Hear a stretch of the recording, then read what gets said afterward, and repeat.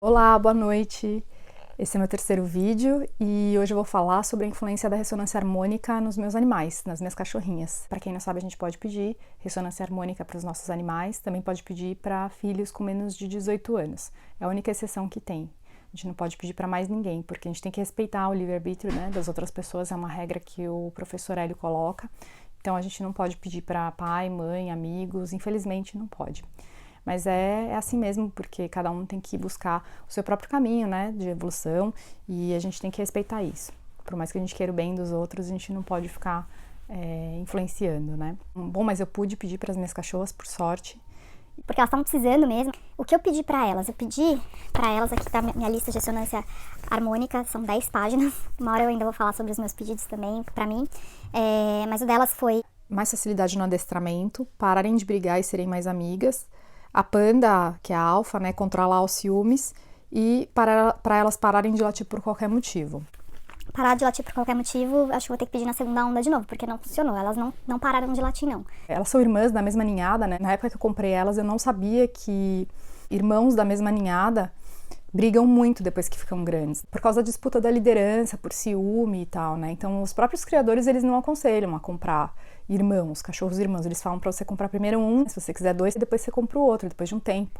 Espera crescer um pouquinho e aí pega o outro. Eu não sabia disso na época e eu acabei trazendo as duas para casa, e ainda bem que eu não sabia disso, porque senão talvez eu não teria trazido as duas, e eu não me arrependo nem um pouco, sou muito feliz com as minhas cachorrinhas. Na verdade, a minha ideia era que elas fizessem companhia uma para outra, porque a gente fica fora, né, o dia inteiro.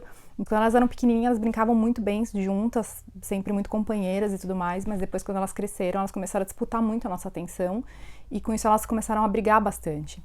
E eram umas brigas bem feias, assim, eram umas brigas que a gente às vezes ficava até com medo delas se machucarem. Depois eu pesquisei sobre isso, eu descobri até que quando o cachorro é muito grande, às vezes eles brigam até a morte, é até perigoso. Então, por sorte, as nossas são pequenininhas e a gente sempre conseguiu separar, mas algumas vezes elas chegaram realmente a até arrancar sangue uma da outra. Então a gente já não podia mais pegar uma no colo, né, e deixar a outra no chão, ou não podia nem pegar as duas no colo, era difícil dar carinho pra elas, assim, quando a gente ia dar carinho pra uma, a outra brigava, qualquer coisa era motivo de briga, né? E aí a gente não sabia mais como lidar com isso, e aí eu fui pesquisar na internet, foi aí que eu descobri que não se deve comprar irmãos da mesma ninhada por causa desse problema.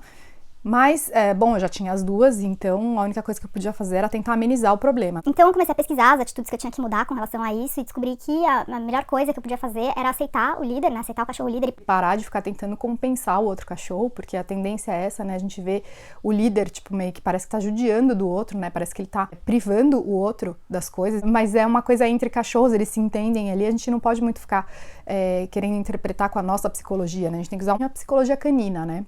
Então, a melhor dica que funcionou pra mim foi essa, foi a de respeitar o líder, de aceitar como líder. Servir primeiro a comida dele, fazer carinho nele primeiro sempre, olhar sempre pra ele quando for falar com os dois, falar olhando pra ele. Entender que ele é o líder e que o outro é o submisso.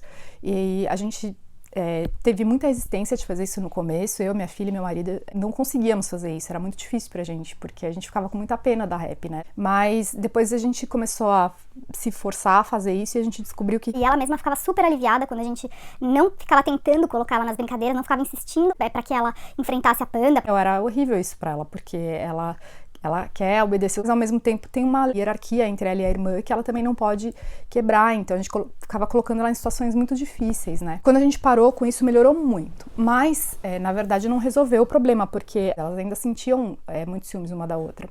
E quando vinha a visita aqui, isso vinha à tona, porque as visitas não sabiam dessa situação e queriam cumprimentar as duas, e de repente as duas saíam rolando pelo chão, brigando na frente da visita, e, meu, era um constrangimento, era horrível. A gente até parou de chamar a gente pra vir aqui em casa por causa disso. E desde a gente conseguir educar elas, a gente acabou se privando de muita coisa e mudando até um pouco os nossos costumes e a nossa rotina, né? E eu cheguei até a mandar elas pra treinamento, pra adestramento e tal, mas não adiantou muito. A Panda até voltou um pouco diferente para casa, eu acho que ela deve ter ficado de castigo, ou a moça que cuidou dela deve ter, não acredito que bateu nela, mas fez alguma coisa que deixou ela bem chateada, que ela voltou para casa, ficou muito estranha, durante uns 3 dias ela ficava só de canto, muito chateada, mas depois ela voltou ao comportamento normal dela, e aí eu decidi que eu não ia mais mandar em treinamento, porque eu não queria que usasse, assim, castigo, nem nada disso. Então, a gente começou a tentar trabalhar isso aqui, entre nós, né? E aí melhorou, como eu falei, né? Melhorou muito. E a gente estava fazendo isso há mais de um ano, antes da ressonância. Desde quando a gente descobriu, a gente mudou o comportamento aqui em casa e já começou a ter essas melhoras, né? Mas estava evitando as situações que pudessem acontecer alguma coisa. Não estava solucionado o problema, né? E aí, quando eu incluí elas na minha ressonância, quando eu coloquei elas, assim, na minha listinha de ressonância, antes mesmo de mandar para o professor Hélio, eu já comecei a perceber uma mudança bem significativa no comportamento delas, delas começarem a ter mais tolerância uma com a outra.